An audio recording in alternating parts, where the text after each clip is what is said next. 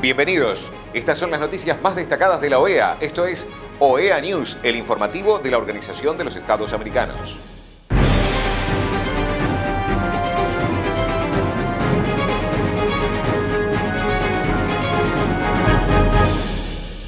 Es momento de compartir los títulos de las noticias más importantes que vamos a estar brindando a ustedes. Inauguración del Polo Educativo Científico y Tecnológico Binacional de Argentina y Uruguay. Secretario para el Fortalecimiento de la Democracia de OEA comparte su opinión sobre la observación electoral. Quinto informe hemisférico del Mecanismo Anticorrupción de la OEA. Proyecto para el fortalecimiento de las capacidades de autoridades en la recepción de migrantes. MESICIC realiza visita virtual a Perú y Paraguay. El secretario general de la OEA, Luis Almagro, participó virtualmente en la inauguración del Polo Educativo Científico y Tecnológico Binacional de Argentina y Uruguay. Secretario general de la Organización de Estados Americanos, doctor Luis Leonardo Almagro Lemes.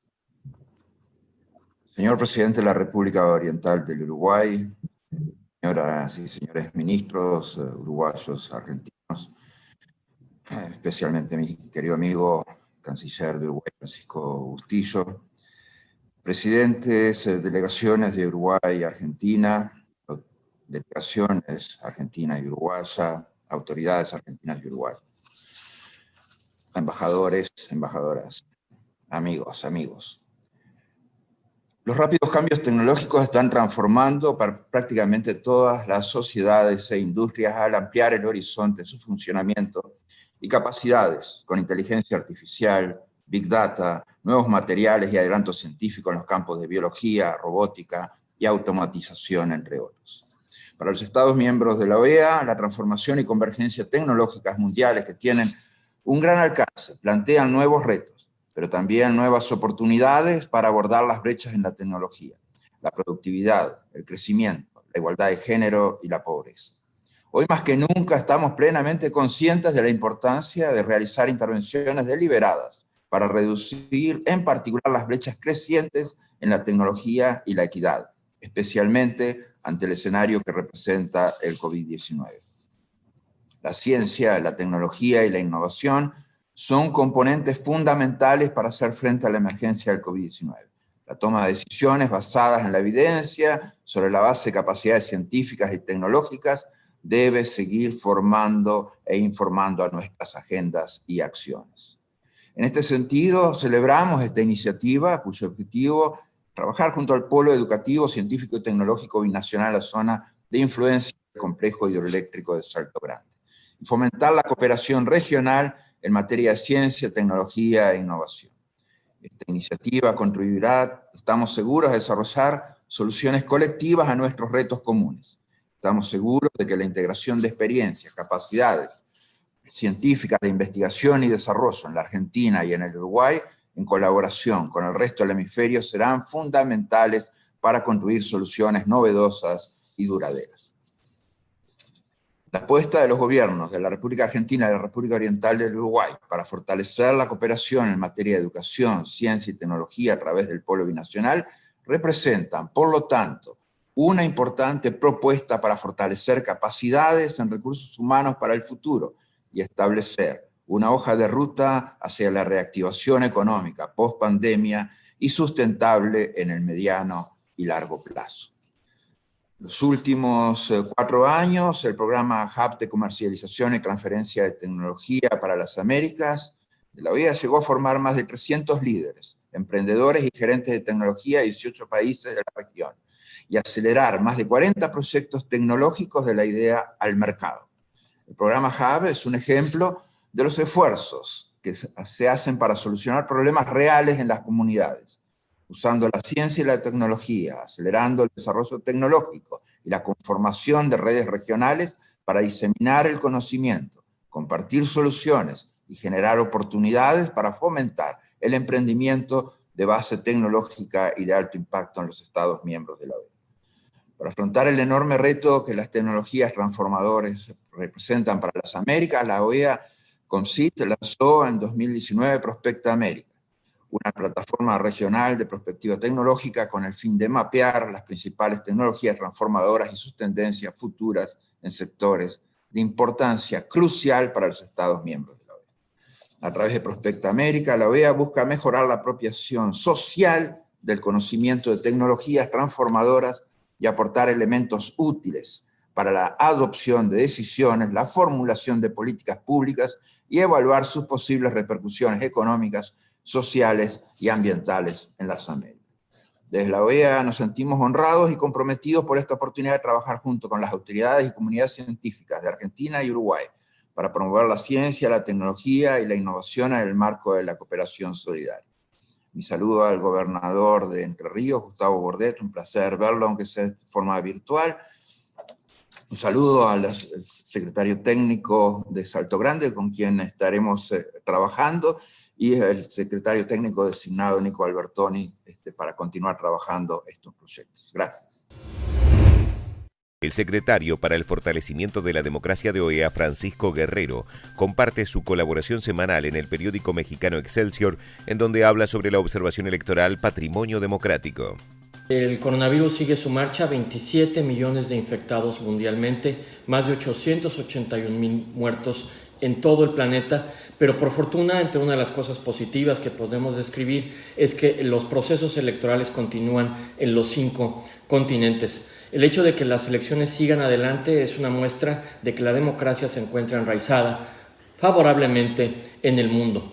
En ese sentido, el día de hoy dedico un poco del espacio en la columna para explicar en qué consiste la observación electoral que se lleva a cabo desde la Organización de los Estados Americanos. Las misiones de observación electoral de la OEA se caracterizan por su independencia, por su capacidad técnica, pero sobre todo por el hecho de que son financiadas a través de recursos externos al país que recibe esta observación. Las misiones de observación electoral son garantía de transparencia, las misiones de observación electoral son garantías de independencia y son una visión externa que siempre ayuda a los países que la solicitan a poder mejorar sus sistemas electorales a través de las recomendaciones que nuestros expertos y expertas hacen sobre el terreno y que después son presentadas ante el Consejo Permanente de nuestra organización. Ojalá puedan echarle un ojo a la columna del día de hoy en el periódico Excelsior.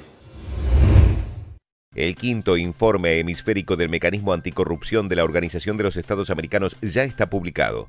Conoce los avances y desafíos de los estados a nivel institucional para prevenir y combatir la corrupción. Con el informe hemisférico 5, los estados miembros de la OEA tienen una herramienta para ver cuáles son las recomendaciones más comunes e implementarlas.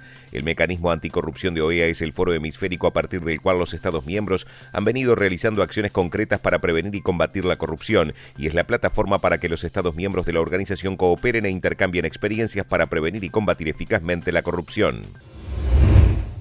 El Departamento de Inclusión Social de la Secretaría de Acceso a Derechos y Equidad de la Organización de los Estados Americanos realizó el lanzamiento del proyecto para el fortalecimiento de las capacidades de autoridades locales en la recepción e integración de migrantes y refugiados en las Américas, en el que participó Isabel Márquez, representante de ACNUR, la Agencia de las Naciones Unidas para los Refugiados. El primer punto que me gustaría abordar en esta breve intervención es el hecho de que las autoridades locales, ya sea, como bien dijeron los otros panelistas, sea en comunidades pequeñas, así como en áreas urbanas más grandes, son quienes están realmente en la primera línea para la recepción de migrantes y refugiados y por lo tanto son también los responsables de su integración. Como agencia de las Naciones Unidas, vale la pena señalar que en todo el mundo más del 60% de los refugiados y hasta el 80% de los desplazados internos se encuentran en comunidades urbanas o semiurbanas. La mayoría de estas personas se trasladan en la región, como se ha dicho anteriormente, de forma terrestre, lo que a menudo genera impactos muy agudos en comunidades más pequeñas con recursos más limitados, ya sea al transitar o al decidir permanecer en ellas. En el contexto de Venezuela, por ejemplo, antes de la pandemia del COVID, durante los últimos 2 años, un promedio de 4 a 5.000 personas pasaban diariamente por las comunidades fronterizas, sobre todo en Colombia, pero también en Brasil. En dichas comunidades fronterizas, como pueda ser Cúcuta en Colombia o Boavista en Brasil, los migrantes y refugiados pueden fácilmente representar más del 25% de la población integración local. Otras innumerables comunidades de zonas fronterizas han también desempeñado un papel muy importante en la recepción de migrantes y refugiados, como puede ser Ipiales y Tulcán en la frontera entre Colombia y Ecuador, Huaquillas y Tumbes en la frontera entre Ecuador y Perú, Upala en Costa Rica, donde los nicaragüenses llegan o pasan, así como también en Esquipulas, en Guatemala, en las fronteras con El Salvador y Honduras. Como resultado de la crisis venezolana, los refugiados y migrantes también se han instalado en otras ciudades medianas y pequeñas, pero también en las áreas urbanas más grandes, que se han visto muy afectadas significativamente. Y ahí me gustaría señalar en particular la situación de los cerca de 900.000 venezolanos y venezolanas que se encuentran en Perú.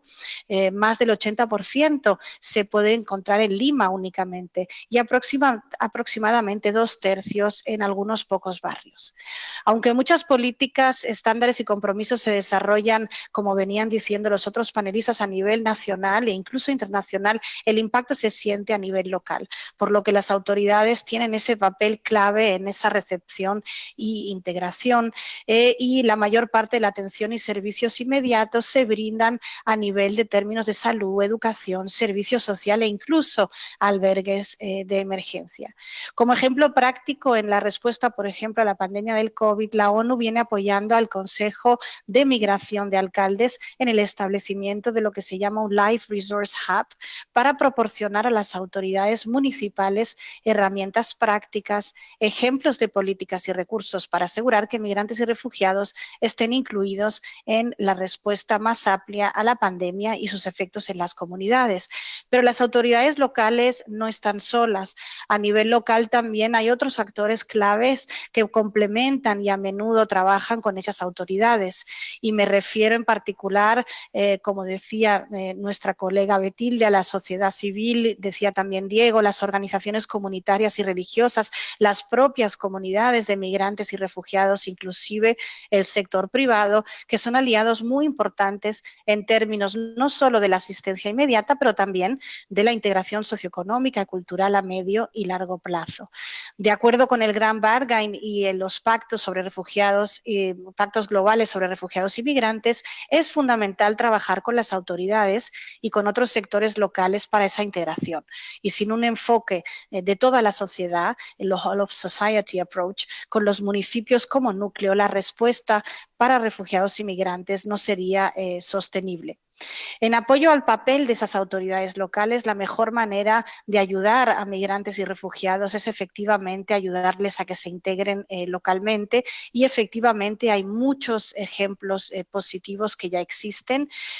Bien, como dijo Diego, por ejemplo, tenemos a nivel regional el proyecto de ciudades inclusivas financiado por la Unión Europea con DEFCO, que, como muy bien dijo Diego, OIM, ONU Habitat y ACNUR promueven integración a través de coordinación en 6 países. Hay otras iniciativas globales también importantes, como una estrategia de ACNUR, Ciudades Solidarias, que incluye colaboraciones con municipios y organizaciones de utilidades locales en diversos países, México, Costa Rica, Chile, Brasil, Guatemala, Ecuador, que conjuntamente con agencias de la ONU y ONGs y sector privado se intenta mejorar la facilitación de la protección e integración de los refugiados. Como parte del proceso de análisis de la 6ª ronda del Mecanismo de Seguimiento de la Implementación de la Convención Interamericana contra la Corrupción, MESICIC, de la OEA, expertas y expertos provenientes de Argentina, Colombia, Guatemala y Honduras, junto con representantes del Departamento de Cooperación Jurídica de la OEA, en su rol de Secretaría Técnica del mecanismo, se reunirán virtualmente con autoridades del Perú del 14 al 18 de septiembre y de Paraguay del 21 al 25 de septiembre, así como con organizaciones de la sociedad civil, con el fin de recabar información para realizar el informe anticorrupción, el cual incluirá recomendaciones para fortalecer sus mecanismos de prevención y combate a la corrupción. Estas han sido las noticias más relevantes de la OEA, la Organización de los Estados Americanos. Esto ha sido OEA News. Nos reencontramos en la próxima jornada.